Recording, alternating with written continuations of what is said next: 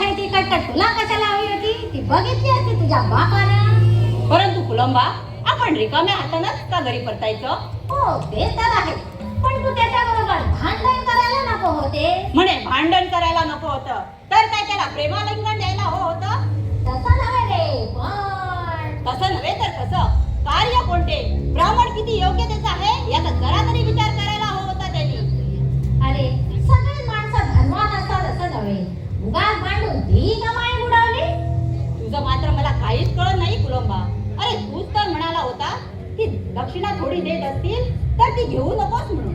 म्हणालो होतो, पण आता पण बिन काही नाही, मरू दे तो यजमान, जाऊ दे खड्ड्यात. अरे अरे पण तुझ्या बापाला समजले तर उगाच रागवेल ना तुझ्यावर.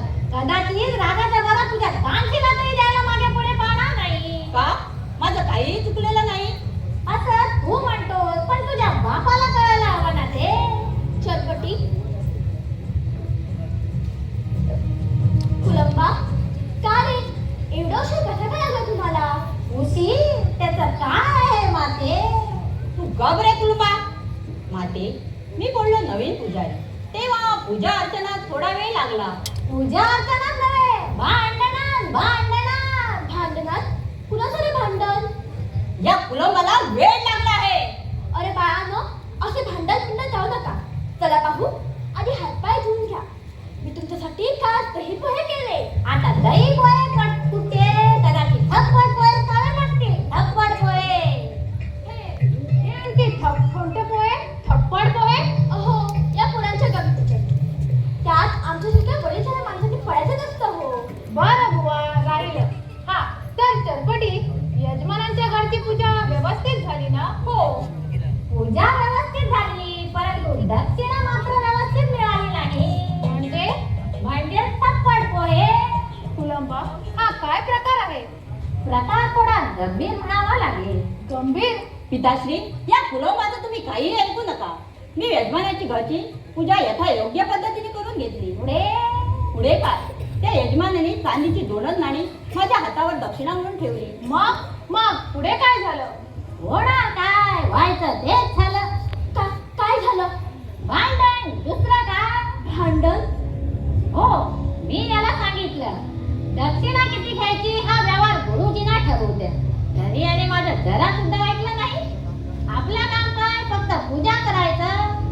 चरपटी, कुलंबा जे काही सांगतोय ते खरं आहे का? तो काय बोलणार?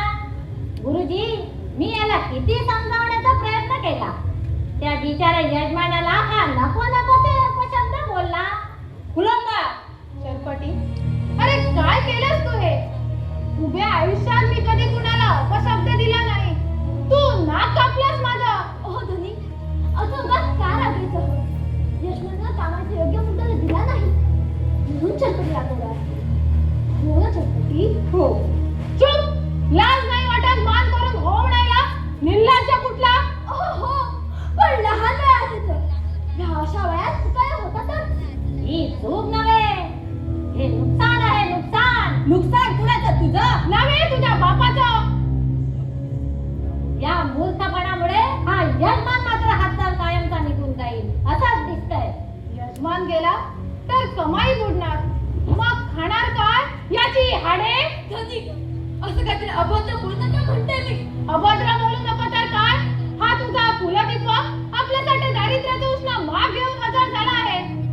भगवंताच्या कृपेने आपल्याला हा गोष्ट विकवला. हे विसरला वाटतं. तो न मिटा तर अधिक बरं झालं असतं. हे कठोर बोल, तुम्ही बोलवतात तरी कसे? आयुष्य मुलाबाळांना दुःख बघित चाललं. आताच कुठेतरी आनंदाचा गट उछाला. हे पाणी फुटून स्वामी देणार. तर त्याच वेळी त्याच्या मुळावर प्रकाशाचे कुराण रूपी खाव घालू. तो वर पुरुष मांडण्यास तुम्ही पुढे कसं आहात? हे काय दुर्बुद्धी! म्हणे हा वटवृक्षावरून आम्हाला सावली देणार. माझीच चूक झाली. याला लहानपणीच त्या भागीरथीच्या पात्रात ढकलून दिलं असतं तर आज ही वेळ आली नसती. पिताश्री, तुम्ही माझ्या साध्या चुकीपायी